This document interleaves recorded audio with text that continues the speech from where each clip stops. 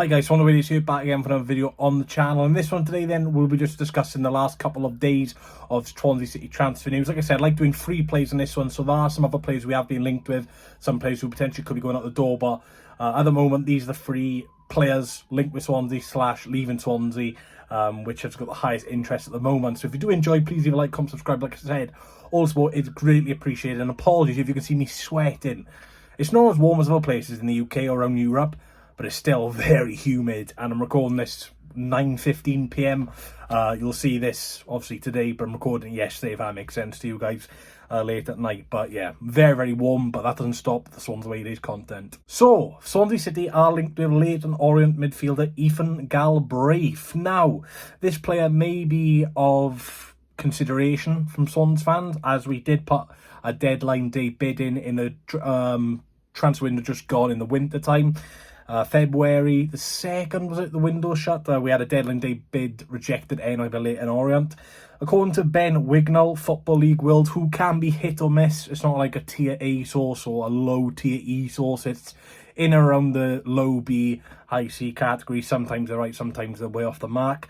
According to Ben, then, the 24-year-old was one of Leyton Orient's best players last season, and Swansea City are currently leading the race to sign their Northern Irish midfielder.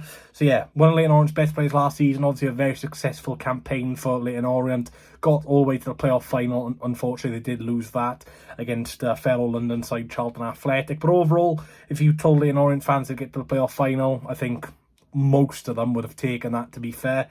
They've had a really good season. Obviously, we did sell Azim Abdullah to them in January as well. So, you know, we probably do have a decent bit of connection with Leyton Orient. And obviously, when Swansea City had that, obviously, terrible ownership issue, what was it, 2001, 2002, when William Bone Petty, I think his name was Tony Petty, and obviously Leyton Orient fans were very, very nice to Swansea City fans, saying, you know, greedy owners and stuff like that, and they really helped Swansea, and they really backed Swansea in that situation. So there were a lot of Swansea fans also trying to get Leyton Orient back and trying to get them back into the Championship. Most Swans fans were supporting Leyton Orient, but unfortunately that man down the road, Nathan Jones, had his side promoted instead.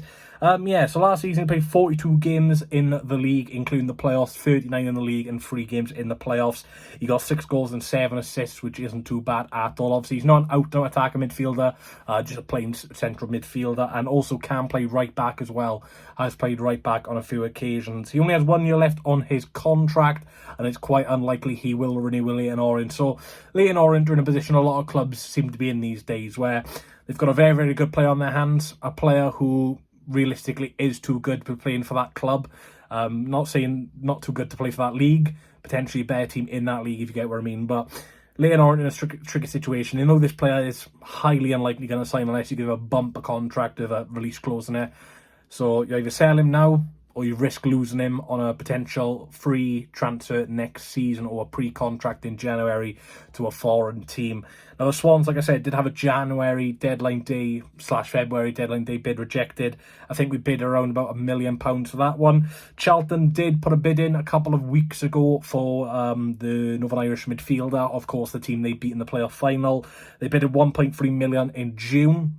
In the middle of June, that was rejected. Huddersfield are also heavily linked with the midfield. Obviously, Huddersfield are doing very good business in the journey, in this window, under Lee Grant, of course. Everyone remember him from his time at Man United's first choice goalkeeper. And also Sheffield United were also heavily linked, but obviously since the Chris Wilder sack, and that rumour has kind of died down quite a little bit. He's a 5'9" midfielder who, like I said, can also play right back, so a little very versatile, which could be good. He came from the Manchester United Academy, so obviously, well, maybe not these type of days with Man United standards, but obviously if you come through, you know, the traditional top 6 academy, there is a player on the hands there. And he also has won 7 caps for Northern Ireland. So if we do sign him, it's another potential player who could be at the World Cup next year. So, look, I think if we can get this one over the line, I'll be impressed. A lot of Swans fans are raving about it. I'm going to be honest, I haven't really watched a lot of Leyton Orient over the last couple of years. I haven't really watched this player at all. I think I watched the Leyton Orient playoff game where they were away to Stockport and obviously won on penalties. But I wasn't really focusing on Ethan Galbraith at all. I've got to be honest, just, you know, I had her on in the background. I was watching the key highlights. But look, a lot of Swans fans want this signing. A lot of like neutral analysts on Twitter, you know, the people who like prop these stats and like have like key players to look out for. A lot of them have this guy as like a very key player for some championship clubs. So like I said, it's only us and Charlton who are really strong interest in him, and obviously Huddersfield are also heavily interested in him, but I can't see him going to Huddersfield if he's got championship options available to him. And obviously Sheffield United as well, but obviously since Chris Wilder's been sacked, I think Ruben Sellers is looking at his own target. So look, if we do sign him, it will be an expensive transfer. For a player with 1 year left, it'll definitely be around about £1.5 million, obviously with potential add-ons and stuff. Could be rising to 2 million, but at the moment Swansea City have not put a bid in, but apparently we're very, very close to agreeing a fee. So let me know if there's any Leyton Orient fans down below, Man United fans, if you watch this guy in the academy. Let me know what you think of Ethan Galbraith and what we could potentially expect if he is to join the Swans. Now, the second one is potential outgoing. Ollie Cooper, according to Alan Nixon, like I said in the last episode, very hit or miss. He used to be so reliable, Alan Nixon, but these days he gets 2 out of 10 right. So take it with a pinch of salt, but I don't know why you'd make this one up. Ollie Cooper is being linked to a move to League One side Wigan Athletic. Now, Wigan Athletic, obviously Ryan Lowe has been there for a couple of months now and is looking to get Wigan back to the Championship after their financial problems got them relegated last time a couple of seasons ago. But yeah, they're showing an interest in the Welsh international. Now, according to people round about Swansea City, I've seen that Ollie's a player Swansea don't really want to lose, but if the right offer does come in, then, you know, the player will be leaving. You know, it's not a player who Swansea count as a valuable player. It's a player who Swans fans will obviously very much like, and a lot of Swans staff will like, because he has come through the Swans Academy and been here a very, very long time indeed. But, you know, Ollie Cooper's 25, now he's turning 26 at the end of the year, and yeah, he's just not a starter for us, unfortunately.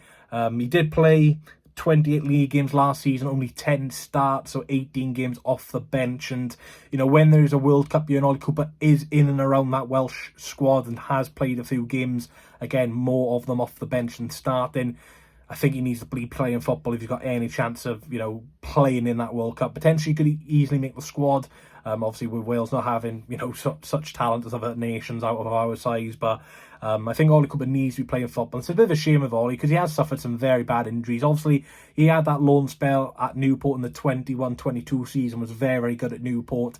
One of my best mates, Mike Green, subscribed to him. Shout out to Mike. He's a Newport fan. He really liked Ollie Cooper there, and his work rate was very good. And that's one thing we like about Ollie Cooper. His work rate is exceptional. But it's just that lack of end product. He will buy a lot of free kicks. He's a good player to bring off the bench if you're trying to chase a game and you want someone for a bit of energy. But again, if you want to chase a game, you're looking for that bit of end product, a bit of quality.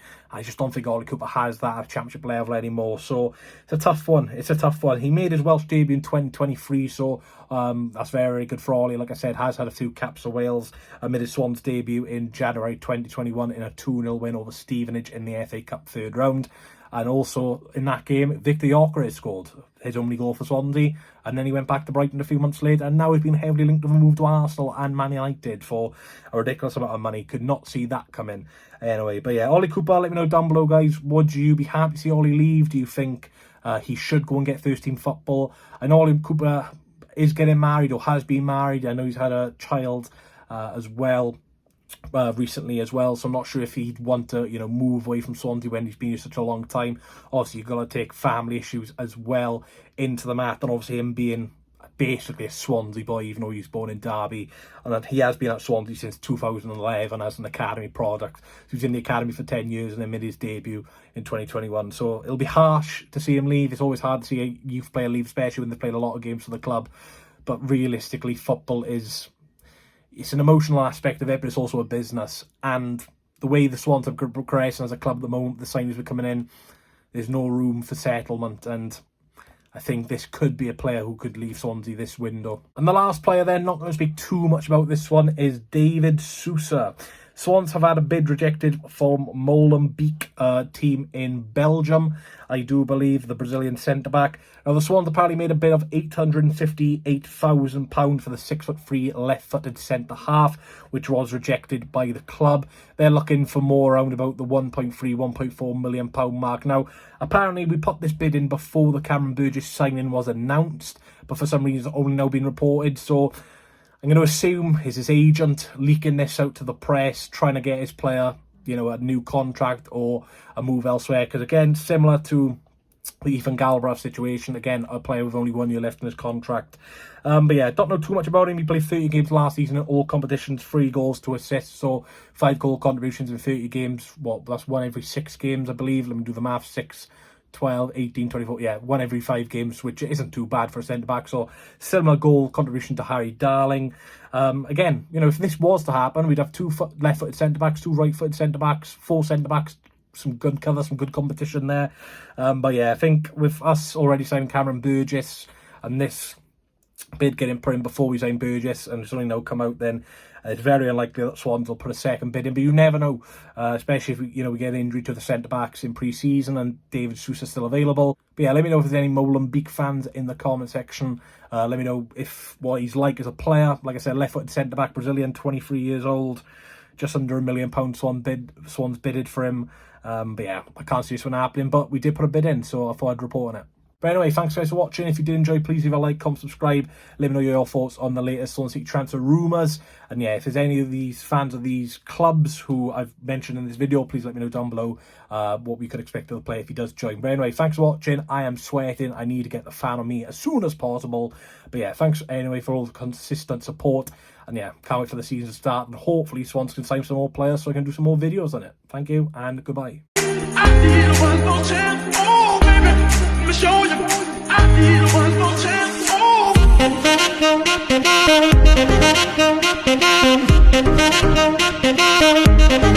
Oh.